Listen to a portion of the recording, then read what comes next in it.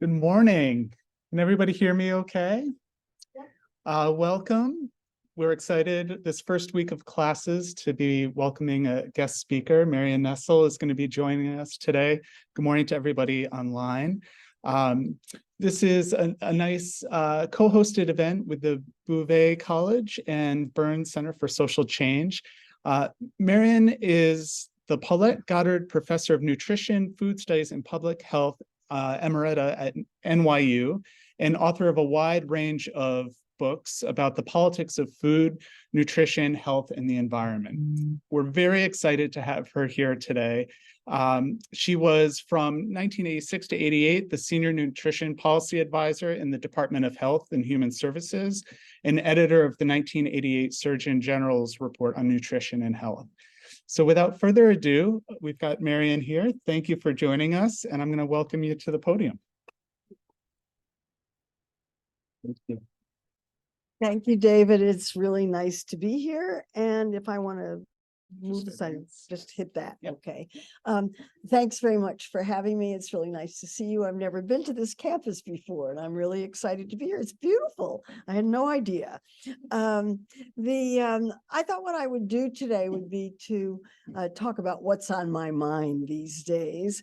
And I write books about food politics. This is the collection, but my most recent book is a memoir, and everybody's always asking, why did I write a memoir? The pandemic is the simple answer to that question.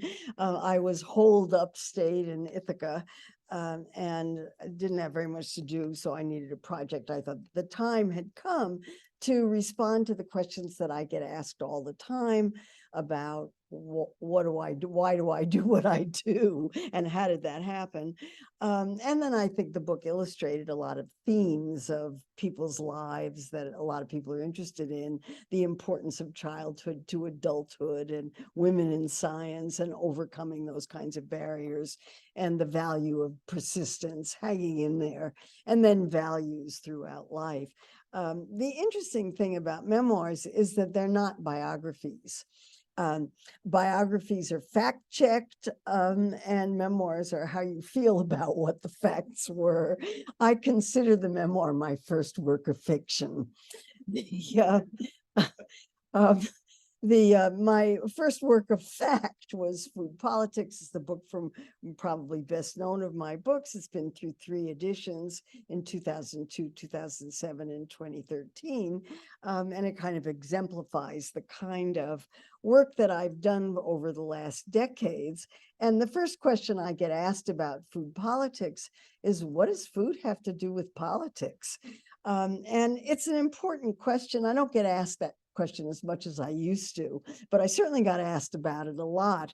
And I think food is about very personal issues. It's about taste, it's about cultural beliefs, it's about identity, but it also deals with politics. And the politics have to do with social status, with wealth, and with power. Who has the power to decide what people eat and how they eat? So that's sort of the first question about it. And food politics always deals with dietary guidelines. People are very, very confused about what they should eat. And it's always a question of, why are you nutritionists always changing your mind about what we're supposed to eat? And I think that's too bad. And I want to get this on the table very quickly, is that I think dietary advice is so simple that the journalist Michael Pollan can do it in 7 brilliant words: eat food, not too much, mostly plants. And really, that's all there is to it. And we can talk about what the issue of food is and what's meant by food, and I'll talk about that later. But really, this takes care of it, and this leaves you lots and lots of opportunity for eating things you like and having a really good time with food, and and enjoying what you eat, which to me is the most important question. But when I go online and sort of type in the question, why do people eat the way they do? What affects our choices of food? I'm always floored by the kinds of diagrams that show up. And this is a very, very typical one that talks about the issue of lifestyle and cost, and people are concerned about health and their religious beliefs and cultural things and whether they can cook or not. But these things never have on them anything about what I consider to be the elephant in the room, which is the food industry. Nobody ever talks about that. And I've, for years and years, found that absolutely fascinating. It's as if the food industry has nothing whatsoever to do with why people go to grocery stores and buy what they do. And so my work has been on rebalancing that equation and trying to focus, even though all of those other things are really important, to try to focus and hone in on the food industry. And by food industry, I'm usually referring to the companies, the increasingly concentrated and consolidated corporations that make the foods, that most of the foods in supermarkets that we love and enjoy so much. And so that's kind of what I'm going to be talking about. And I want to say about food companies that my basic observation early on was that food companies are not social service agencies. They are not public health agencies. They are businesses with stockholders to please and executives to pay. And that is actually a recent phenomenon. Or in the early 1980s, the shareholder value movement came in with Jack Welch of General Electric behind it, and taking on Milton Friedman's idea that the only corporate social responsibility was to maximize profits. And that is something that has governed all businesses in the United States ever since, but it's been particularly hard for food companies. And it's been hard for food companies mainly because we overproduce food and they have to sell it in a very complicated environment, but they are under tremendous pressure from advocates like me who want them to stop selling junk food, from regulators who want to regulate them, from lawyers who want to sue them, from stockholders that just want more and higher immediate returns on investment. And food companies have responded first by going through all the stages of death and that you go through of death and denial. First, they did nothing. Then they denied that they had anything to do with obesity and its consequences. Then they began changing products like mad. And then they began fighting back. And it's the fighting back that I want to talk about, because they have chosen to fight back the same way that the cigarette industry fought back. And Kelly Brownell and Kenneth Warner some years ago, actually many years ago, 2009, started talking about the parallels between food industry actions in fighting back and how typical they were of what the tobacco industry had set up. That's the playbook in which you first cast doubt on the science. You blame personal responsibility. It's not our fault. Nobody's forcing you to eat our product. You urge self-regulations. You create front groups and partnerships. You buy favorable science. You insist on having input into policy. We have to be at the table. And when all that fails, you lobby and litigate. And the tobacco industry playbook is really very well documented. It's you deny, you challenge, you obscure, you undermine, you lobby, and you make things very complicated when they're actually very simple, as I pointed out. And food companies have done the same. And I'll just give one very recent example. That was this article in The Guardian that said that the experts who praised the new obesity drugs received payments from the drug maker, and they documented 3,500 payments from Novo Nordisk of about 22 million pounds to obesity charities, National Health Service Trust, doctors, health educators, and lobbyists. And, maybe these drugs are really going to solve the obesity problem. Maybe they're not. We'll find out in due course. But the reason that they've gone through so quickly may have had something to do with using the techniques of the cigarette industry. I've written a book about food industry funding of research, and every Monday on my blog, foodpolitics.com, I post an industry-funded study because I think they're hilarious. Here's one on how the Mediterranean diet, when supplemented with dairy foods, improves markers of cardiovascular risk. When I see a paper with that kind of title, my first question is, who paid for this? Guess who paid for it? In this case, it was the Australian dairy industry. Or here's another one, the effect of cocoa flavanol supplementation on cardiovascular disease events. Guess who paid for that? The conclusion was cocoa supplementation reduced cardiovascular death by 27%. I mean, isn't that fun? It's so much fun. I don't know. Paid for by Mars. What a coincidence. And here's a study that in Le Monde that came out a few months ago. A study is 21 times more likely to find unfavorable results about this front of package labeling system that they have in Europe if the authors have a conflict of interest or if the study is funded by the food industry. What a surprise. The food industry gets what it pays for in these things. In a situation in which the people who receive the money don't realize they're being influenced, it occurs at an unconscious level. That makes it very, very difficult to deal with. But it exists. So the playbook applies to the tobacco industry, pharmaceutical drug industry, fossil fuel industry, chemical industry, and food and beverages, including alcohol.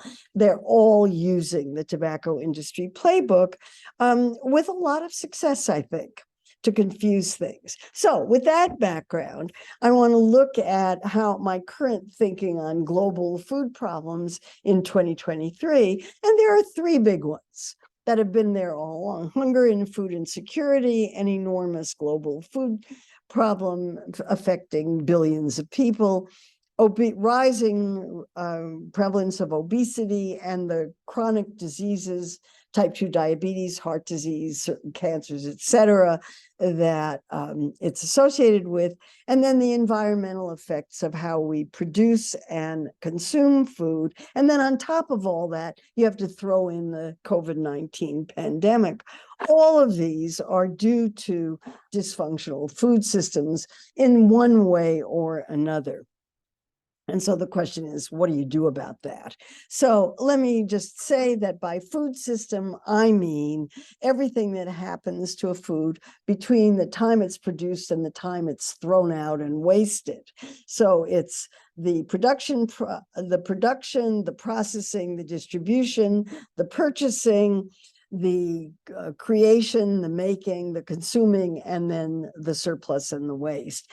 And the point about food systems is that it's very difficult to talk about and to understand any one part of the system without taking all of the other parts into consideration. And that has really changed the way people think about these kinds of issues. COVID comes into this picture. If you look at what's happened to life expectancy in the United States, I live in New York City, so I was particularly interested in this particular graph that shows very clearly that the drop in life expectancy, which is extremely shocking and due not only to COVID, but also to opioid drugs and guns, is much harder on Black and Hispanic people than it is on white people, pointing out the importance of social determinants of health. And I particularly like this slide because it shows how everything is interconnected. This was from a paper about the social determinants of poor outcome from COVID-19.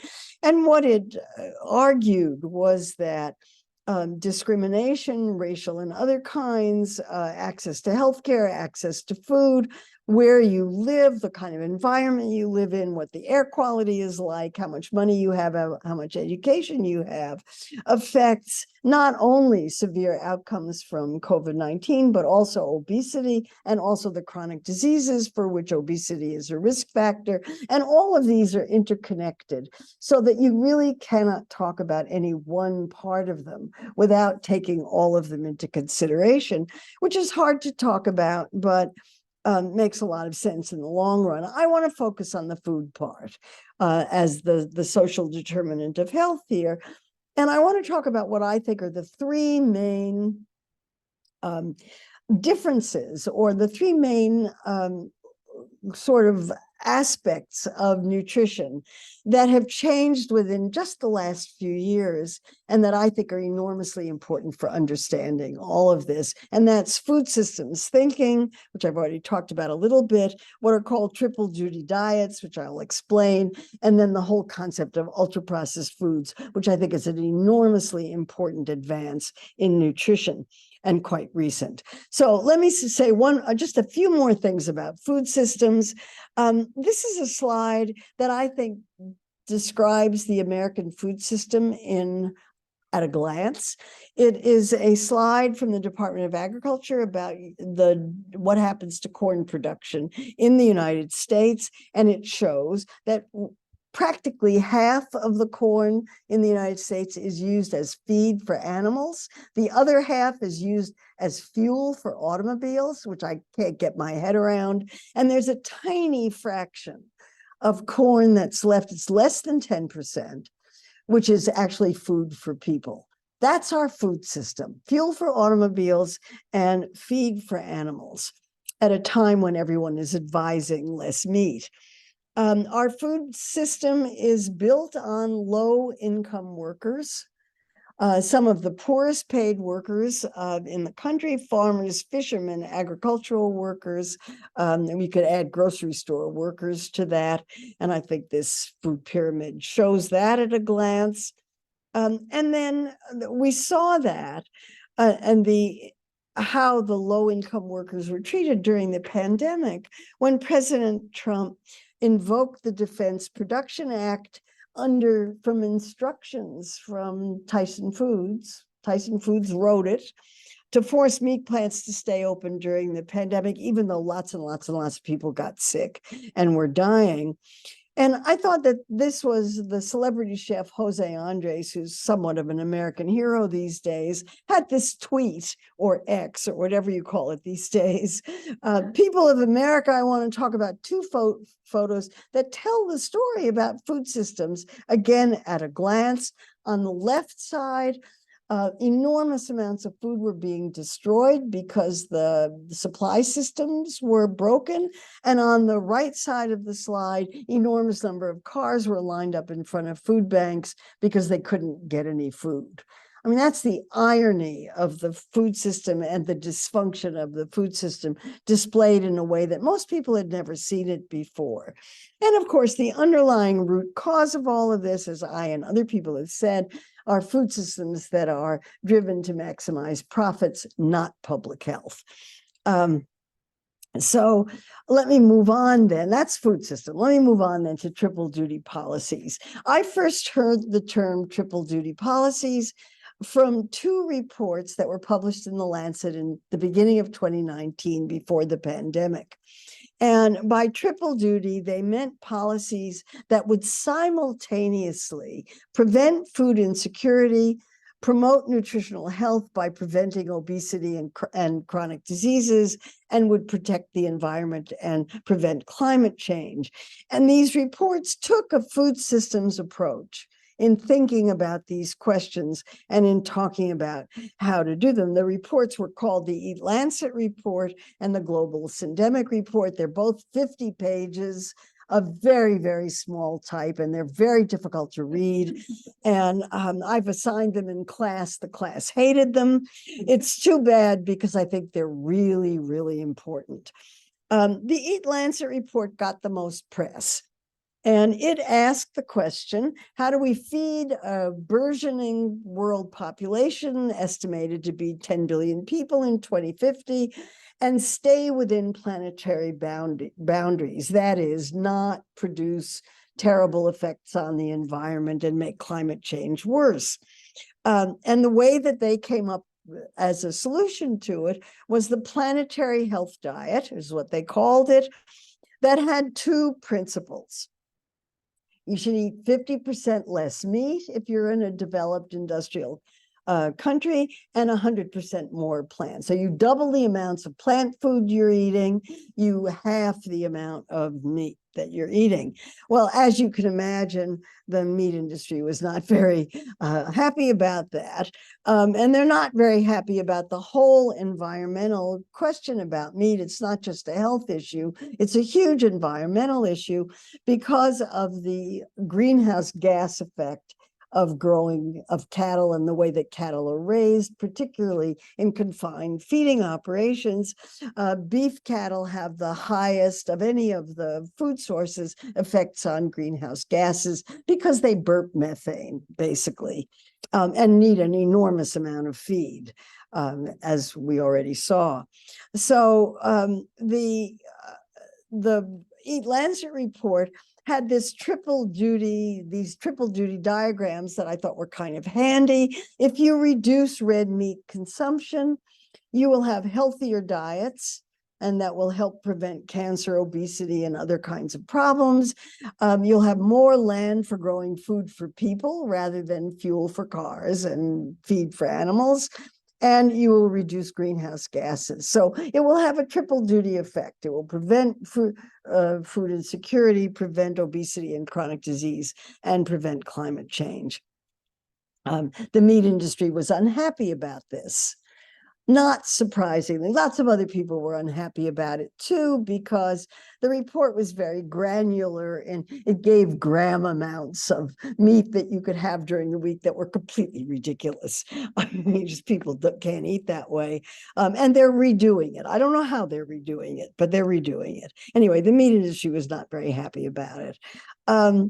The second report, the Global Syndemic Report, I actually thought was far more important because it took a food systems approach to looking at these questions, but they also looked at the politics in a really serious way. They looked at the politics of preventing hunger, preventing obesity, and preventing climate change, triple duty approaches, and did a political analysis of it. They rooted the problem of not being able to address these problems in what they called consumptogenic economic systems. I don't know why they didn't want to use the word capitalism, but this is what they used instead. It's their euphemism.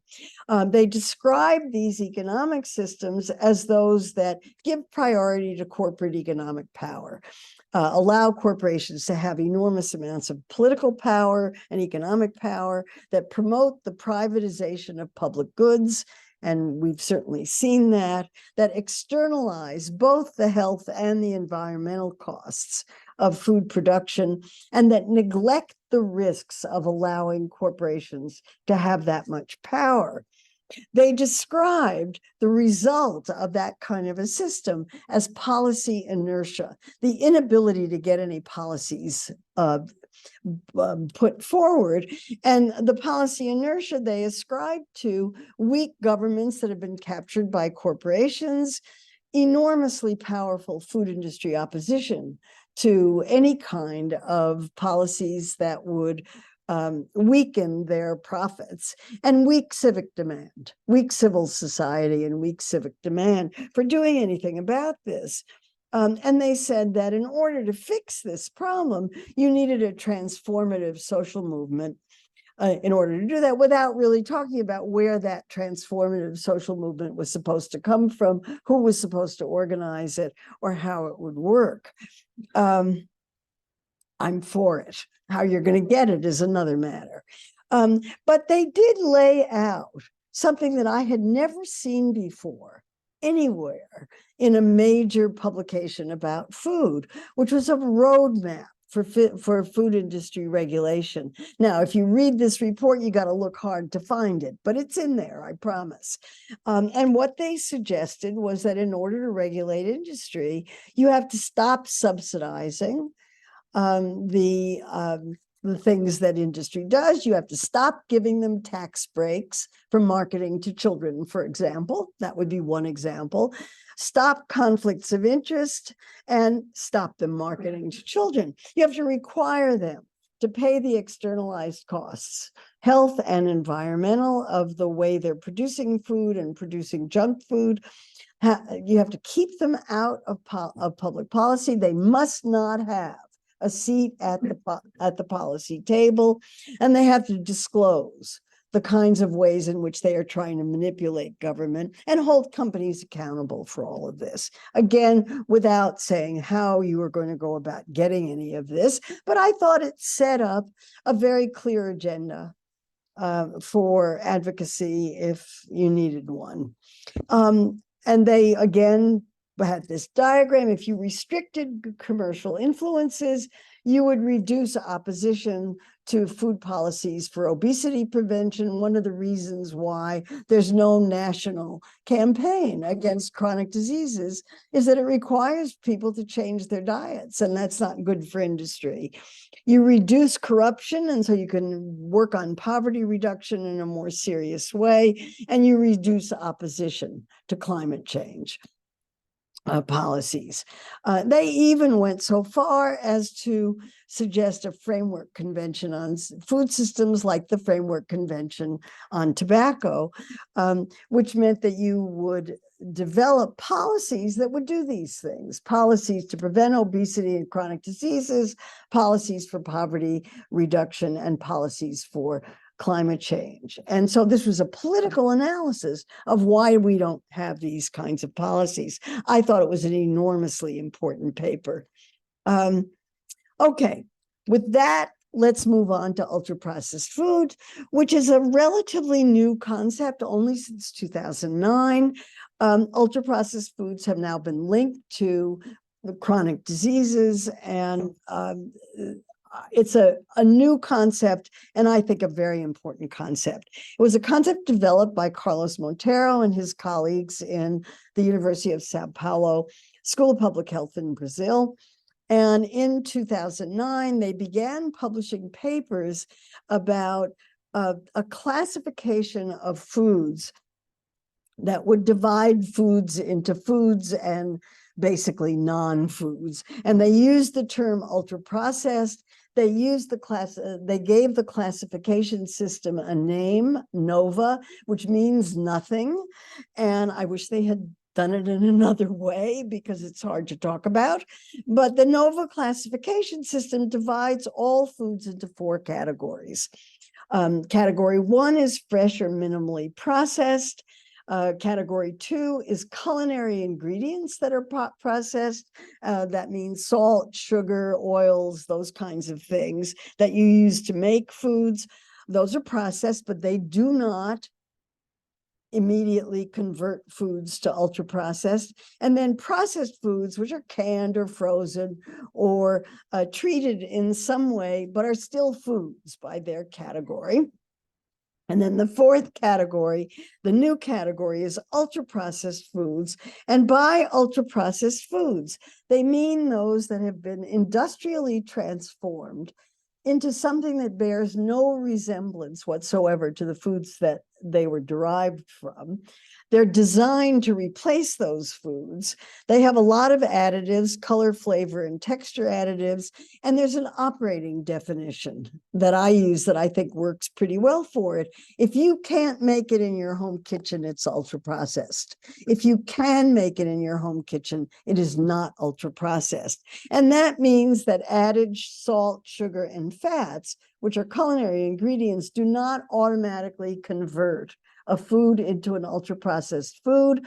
I can make home ice cream in my home freezer. It is not ultra-processed. I can make bread in my bread machine. It is not ultra-processed. If it's got 30 ingredients in it and additives and textures and colors, it's ultra-processed. And most obvious example, let's use corn again, and I love this slide. Minimally processed is on the cob, processed is canned with a little salt thrown into it. Ultra processed is Doritos, which you couldn't possibly reproduce in your home kitchen, even if you tried. What's important about this is the relationship of these foods to health. And Carlos Montero gave me this slide. He's keeping count of the number of papers that use the term ultra processed, and he had an exponential equation on this that I took off, but they're going up. Since 2009, when he first published his paper, in 2022, he counted almost 500 papers dealing with ultra processed foods. And these papers all say the same things. There's very, very little contradiction in the, if you want to see overwhelming papers that show the same thing, they all show increased risk of obesity, type 2 diabetes, heart disease, strokes, mortality, the whole works. Poor outcome for COVID-19. Very, very consistent. Now, the scientists among you will say, but these are observational studies. They show association. They do not show causation. And you would be absolutely right, even though there are 1,600 of them all showing the same thing. They don't prove causation. And one more thing I want to throw into this is that these are among the most profitable foods on the market. And that's one of and we consume a lot of them. They're easy to store. You can market them globally. They have this aura of westernization. They don't cost much. They're enormously profitable. And in quotation marks, they're addictive. It's in quotation marks because I'm uncomfortable of thinking of any food as addictive because we have to eat to live. That's not an addiction exactly. But these foods are formulated to be extremely tasty, to be irresistibly delicious. You cannot eat just one, the famous Lay's potato chip commercial. And of course, Michael Moss in his books, Salt, Sugar, Fat, and Hooked, talks about the deliberate formulation of these products to be, if you've got a bag of potato chips in front of you, you just keep eating until you can't stop. So that brings me to the one controlled study that has been done on ultra-processed foods. And I like hyperbole, so I'm going to say I think this is the most important nutrition study done since the discovery of vitamins. This was a study done at the National Institute of Health by Kevin Hall and his colleagues. And Kevin Hall has something that practically nobody else in America has anymore, which is he has a locked metabolic ward. He's got a place, a hotel, in which you can lock people up and feed them what you want to feed them, measure everything that goes in and out, including air, water, everything. And they can't have visitors. They can't get out and cheat. Nobody can sneak them bars. They can't lie about what they're eating. Everything is observed. And he got 20 people to agree to live in his metabolic ward for a month. This was not a long trial. And he fed them for 2 weeks a diet that was completely ultra processed, and for 2 weeks a diet that was relatively unprocessed, because he thought the concept that processing had anything to do with what people eat was ridiculous, and he wanted to disprove it. His hypothesis was that there would be no difference in any measure whatsoever of these two diets. He matched the diets for nutritional value, protein, fat, carbohydrate, deliciousness. The people who were in there couldn't tell the difference between the two diets. They didn't know that they were being fed two different kinds of diets. And the results were astounding, absolutely astounding. When people were on the ultra-processed diets, they ate 500 calories more a day on average. Now, 500 calories is an astounding figure. Usually, somebody mentioned Christopher Gardner. Christopher Gardner's dietary studies, if they find a difference of 50 calories, they think they've really found a difference. 50 calories is the kind of thing that you usually see, maybe 100. But 500, this is an astounding number. And they gained a pound a week, which is what you would expect from 500 calories a day. Exactly what you would expect. So this was an extraordinary study, and it demonstrated without question that people were eating more. I mean, and he's trying to find out why. Well, they ate faster on the ultra-processed diet. As I said, everything gets measured. They ate them more quickly, and the meals were larger. They ate more. Obviously, they were eating more calories. They were obviously eating more food.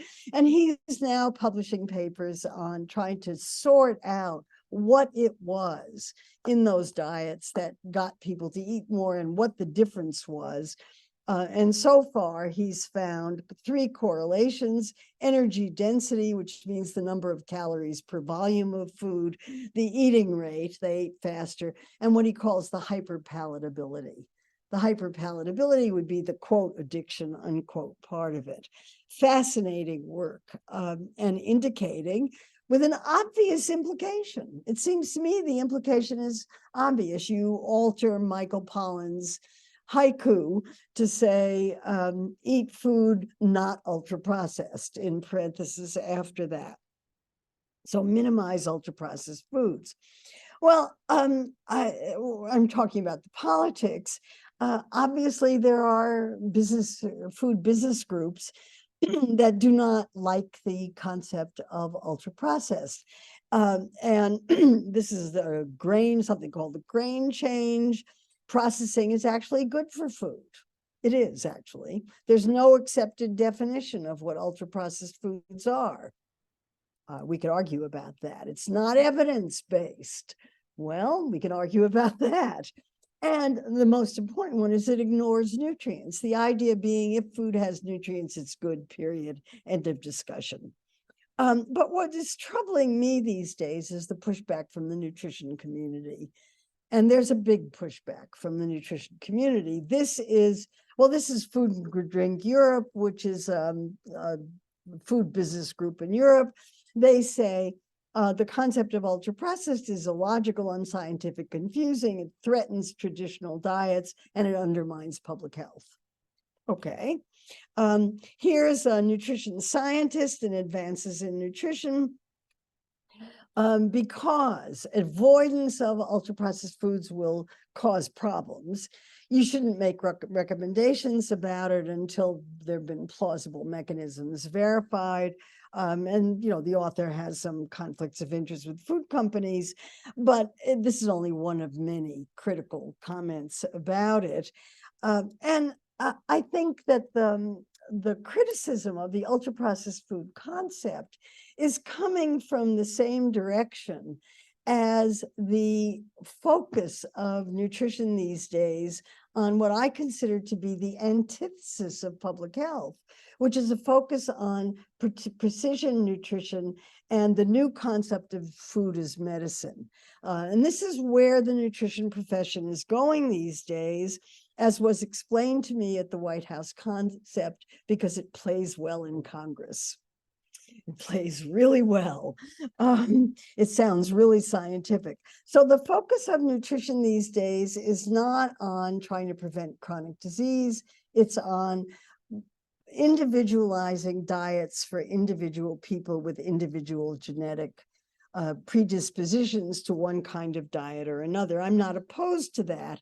It's just not public health. And food as medicine is works through the healthcare system to prescribe diets for people who would not ordinarily be eating fruits and vegetables. And there's now quite a bit of evidence that if you give people packages of fruits and vegetables, they will eat them. What a concept. So the current public health environment is that 70% of American adults are overweight or obese. Diet-related chronic diseases are the leading causes of death and disability in the United States, many of them related to overweight. We have no national policies for reducing overweight or for trying to deal with these chronic diseases, and it is absolutely not a research priority. Food as medicine is a research priority, precision nutrition is a research priority, and the answer, of course, is politics. This is a matter of politics. If you are going to advise people to eat food, not too much, mostly plants, this is not going to be good for business. So I have an upstream agenda for food systems policies. And I put this together because these are the kinds of questions I get asked all the time. What would you do if you were czar of the food system? Well, if I were czar of the food system, the first thing I would do is change the way we do election campaigns and insist that publicly fund election campaigns and make sure that everybody had exactly the same amount of money to campaign with. I think that would take corruption out of politics and would enable us to elect people in Congress who might actually be interested in public health. I would require Wall Street to insist that corporations demonstrate corporate social responsibility in real ways, not just talk, but real action. Even if it meant that they couldn't make as much money for their stockholders and executives. I would change the agricultural system so instead of focusing on fuel and feed, it focused on food for people. I would certainly promote regenerative agriculture, which is sustainable agriculture that puts back into soil what gets taken out. I would promote triple 2D diets and set up some huge campaign to prevent obesity and non-communicable diseases. I realize that the realistic component of this is rather minimal, but I think it's important to keep these things in mind, because if you're going to be advocating, you need to know what you're advocating for in the long run, because otherwise you get bogged down in things that don't head in that direction in the short term. And I don't think that's good for advocacy. So I'm enormously in favor of food advocacy. I teach courses in food advocacy. I push it all the time. I want to turn everybody into food advocates. There's plenty to advocate for. And I think I'll stop here and just thank you very much for the opportunity to share this with you. Thank you.